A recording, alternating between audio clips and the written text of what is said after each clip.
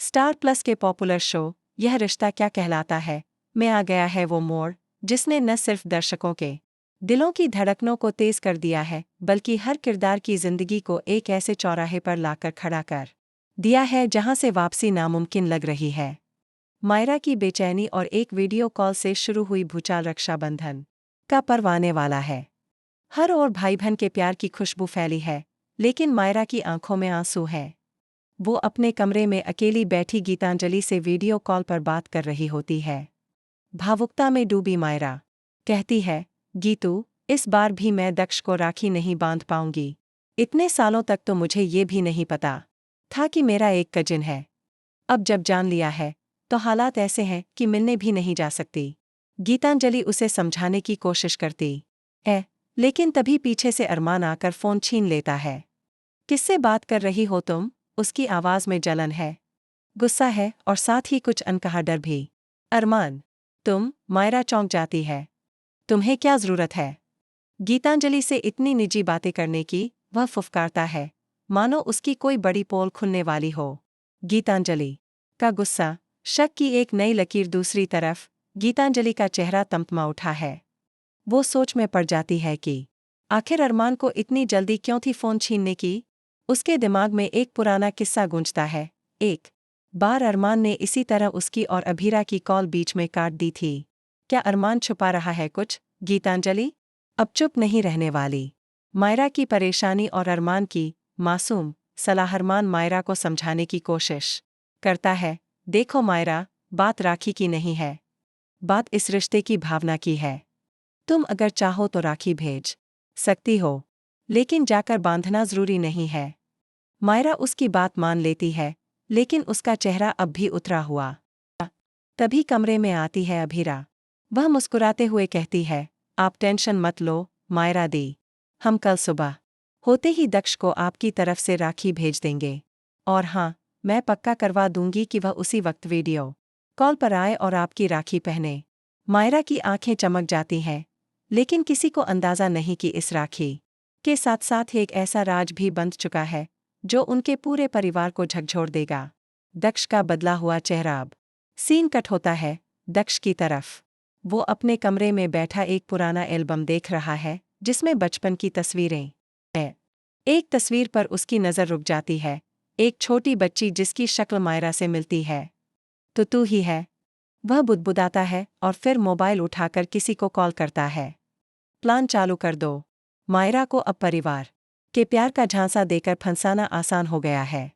जी हाँ, दक्ष कोई मासूम कजिन नहीं, बल्कि एक ऐसा शख्स है जो पूरी पोद्दार फैमिली को तबाह करने की साजिश में लगा हुआ है। और उसका पहला टारगेट है मायरा। गीतांजलि की जासूसी और चौंकाने वाला सच। गीतांजलि, जो अब अरमान के बर्ताव से परेशान है, वो उसके पुराने फ़ोन डेटा को चेक करने का फैसला करती है। उसे एक चैट मिलती है किसी केडी नाम के व्यक्ति से। चैट में लिखा होता है, केडी, मायरा अब इमोशनली वीक हो चुकी है। वो राखी के नाम पर तुम्हारे कंट्रोल में है। अगले हफ्ते तक वो वही करेगी जो हम चाहेंगे। अरमान, प्लान सक्सेसफुल है। अब बस गीतांजलि और अभीरा को भी कंफ्यूज रखना होगा। गीतांजलि के पैरों के नीचे से ज़मीन खिसक जाती है। अरमान, तुम मायरा के साथ गेम खेल रहे हो। मायरा का अपहरण और राखी वाले दिन की तबाही। रक्षाबंधन का दिन आता है, सब तैयारियों में लगे हैं। मायरा खुश है कि आज पहली बार वह अपने कजिन दक्ष को राखी भेज रही है, लेकिन जैसे ही वो अपने कमरे से बाहर निकलती है, एक कार आकर उसके पास रुकती है और कुछ नकाबपोश लोग उसे खींचकर अंदर डाल लेते हैं। पूरा घर मायरा की खोज में लग जाता है, लेकिन उसका कोई सुराग नहीं मिलता। इधर दक्ष के पास कॉल आता है, ट्रैप सक्सेसफुल, लड़की हमारे पास है। अरमान की असलियत और उसका काला अतीत। गीतांजलि अब अपने पास मौजूद चैट्स और प्रूफ लेकर जाती है अभीरा के पास। अभीरा पहले तो विश्वास नहीं करती, लेकिन फिर उसे याद आता है कि अरमान अक्सर मायरा के इमोशनल मोमेंट्स पर मौजूद होता था, जैसे किसी स्क्रिप्ट के मुताबिक। अब गीतांजलि और अभीरा दोनों मिलकर जाते हैं पुलिस के पास, लेकिन तभी अरमान आ जाता है और कहता है, तुम दोनों को क्या लगता मैं इतना बेवकूफ़ हूँ कि अपने नाम से कुछ करूँगा? ये सब मैंने दक्ष के नाम से करवाया है, लेकिन जो भी मायरा अब कभी वापस नहीं आएगी, क्योंकि अगर आई तो पूरा खेल खत्म हो जाएगा। एक और खुलासा, मायरा की सच्चाई कट्टू, मायरा बेहोश है। जब उसकी आंख खुलती है तो सामने एक बूढ़ी औरत खड़ी होती है जो कहती है, तू मायरा नहीं, तू मेरी बेटी सिया है। तुझे बचपन में उठा लिया गया था और पोद्दार फैमिली ने तुझे अपनी विरासत के लिए गोद ले लिया था। मायरा चौंक जाती है। नहीं, ये झूठ है। अगर झूठ है तो ये देख, तुम्हारा जन्म प्रमाण पत्र। सामने एक पेपर होता है जिस पर लिखा होता है सिया अग्रवाल, जन्म तिथि 22 अगस्त, माता सरला अग्रवाल।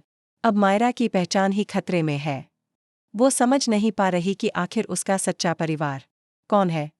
क्लाइमैक्स, राखी, राज और रिवेंज भीरा और गीतांजलि पुलिस और परिवार के साथ मिलकर उस जगह पहुंचते हैं जहां मायरा को रखा गया है।